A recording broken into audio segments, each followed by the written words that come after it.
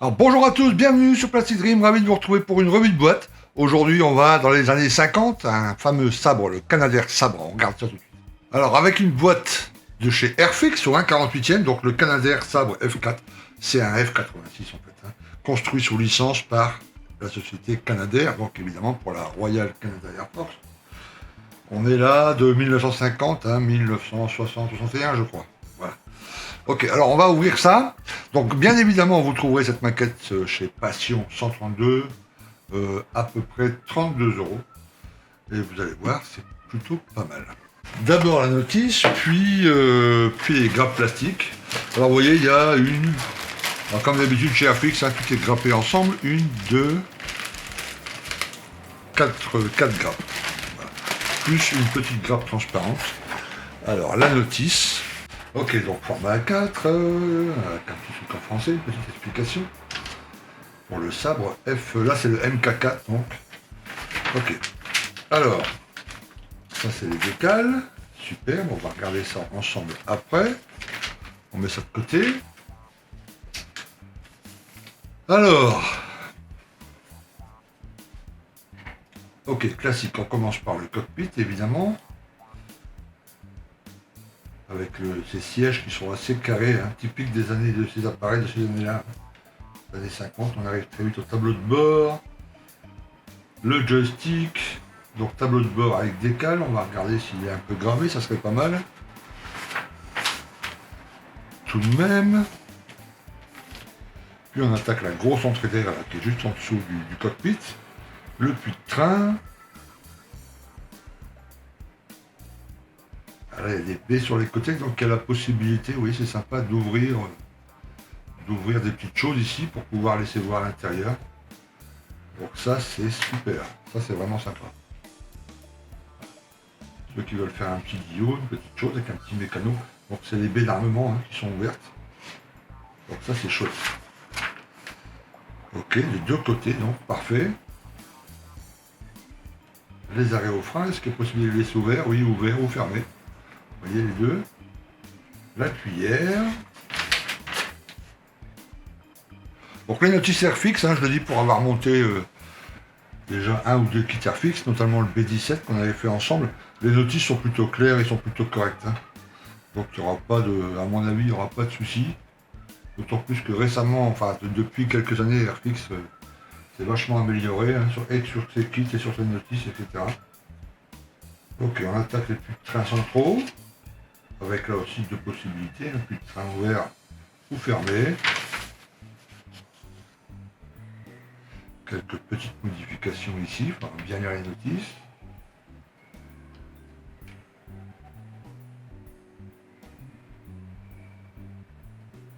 Ok.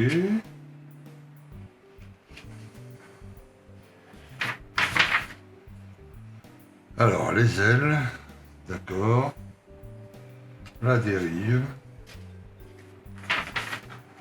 Alors, beaucoup d'étapes chez Airfix, mais vous voyez, il y a une pièce à coller à chaque étape. Donc, c'est pas la notice Dragon, où chez Dragon, il y a 600 pièces à coller par étape. J'exagère à peine. Voilà, puis on arrive le train avant. Les bidons, mise en place des arrêts au frein si on les laisse ouverts. Les bidons. La verrière. Deux possibilités, classiques. Et puis, bah oui, on est bon là. Voilà. 89 étapes. C'est pas un appareil qui doit être bien compliqué à monter. Si le plastique, les gras, tout est bien moulé, c'est nickel. On va regarder. Alors il y a deux grands plans. Il y a ici un plan pour la planche d'écale. Donc c'est un plan, alors je vais bouger un peu, vous voyez à peu près, là, avec les reflets, mais enfin, c'est un grand plan pour... il y a pas mal de petits décals, vous voyez. Et puis voilà la planche d'écale. On va la mettre à l'endroit, ça sera mieux. Très très fine. Le tableau de bord est là. Très très fine, Ouais, je sens rien quand je passe le doigt là. Donc ça c'est bon signe. On va la reprotéger. Hop. Et puis, donc pour les livrets, 2 livrets, celle-ci.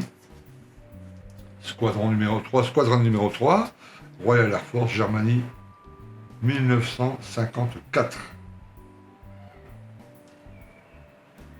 Ok, et de l'autre côté, Royal Air Force Germany Giver 1954, squadron numéro 4.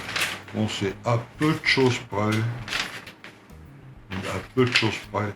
La même comme. Alors, les grappes.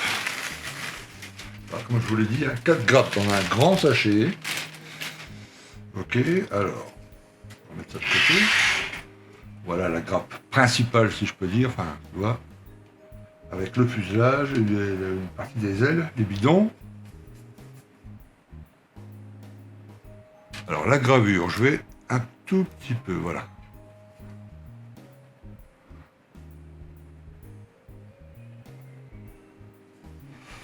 Les gravures chez Airfix, en général, c'est pas crisp, c'est pas très très fin. Mais c'est plutôt pas mal, hein. Il n'y a pas de truc fantaisiste, c'est pas trop gros. Ça aurait pu être plus fin. Mais c'est pas mal, hein. Pas de flash, rien du tout, c'est propre. Le plastique est très très agréable. Tu vois, à travailler, à mon avis, il est assez souple.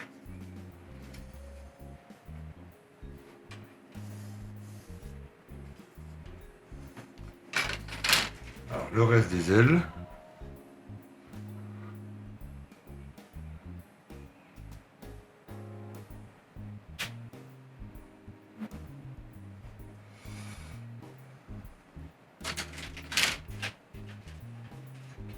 Alors, on va essayer de trouver sur cette grappe bon, la baignoire.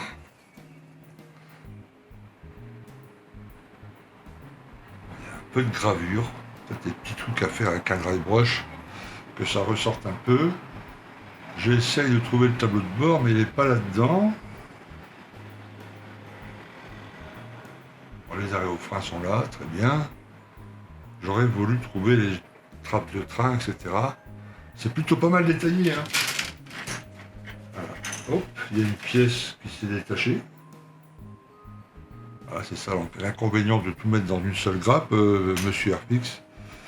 Quelquefois, il y a des trucs qui se dégrappent. Alors, du moment qu'elle n'est pas cassée, c'est pas bien grave. Alors, le siège pilote. Ah, il y a un petit pilote, tiens. Voilà. Il y a un tout petit pilote. Le siège.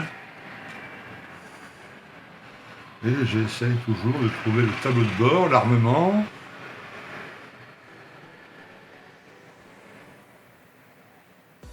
Les roues ici.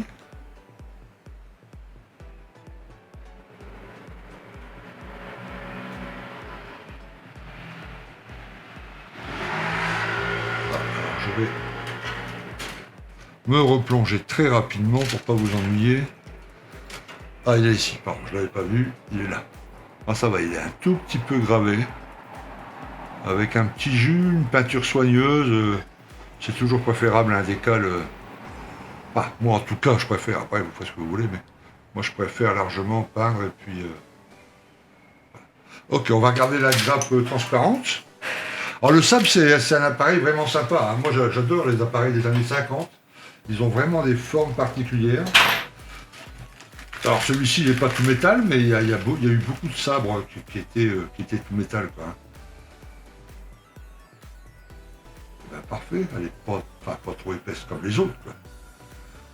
Ils n'ont pas encore trouvé le moyen de faire le montant de la verrière un peu plus épais, ça c'est pas problème, mais la verrière très fine, bon, peut-être qu'un jour il y aura quelqu'un qui arrivera à fabriquer, va produire en série, parce que là elle fait, tu vois, à l'échelle ça fait 2 cm d'épaisseur, hein.